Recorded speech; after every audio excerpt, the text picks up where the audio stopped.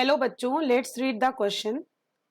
Only asexual reproduction can give rise to individuals resembling their parents. Do you agree with the statement? Support your answer with an example.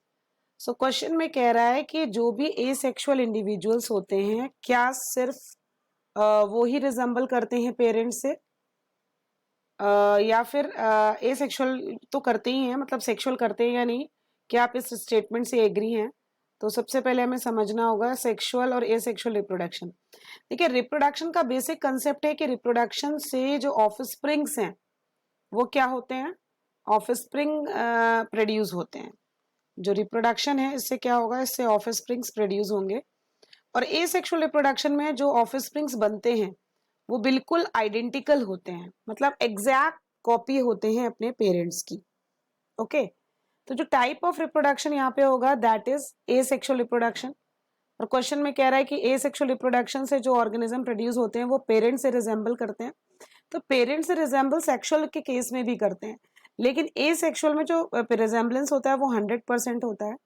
लेकिन और जो sexual का case है वहां पे कुछ percent, आप कह सकते हैं 50% फादर साइड से आएगा, 50% मदर साइड से आता है.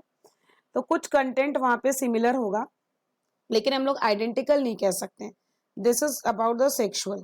ओके, तो जो जेनेटिक इंफॉर्मेशन पास होती है पेरेंट्स से उनके बच्चों में, that is carried by a special character which we are calling as a gene. Okay, तो जो सेक्सुअल रिप्रोडक्शन होगा ये ऑफस्प्रिंग प्रोड्यूस करेंगे जो रिजेंबल करेंगे पेरेंट्स से, but not identical, but these are identical. तो कह रहा है आप क्या एग्री हैं इस स्टेटमेंट से? Yes, I am agree with this statement. कह रहे support your answer with the example. जैसे कि अगर हम लोग बाइनरी फिजन में अमीबा की बात करें, अमीबा में एसेक्सुअल रिप्रोडक्शन होगा, तो यहाँ पे क्या होता है, ये एसेक्सुअली रिप्रोड्यूस करते हैं और एग्जैक्ट कॉपी बनते हैं. तो ये इसका एग्जाम्पल हो जाएगा.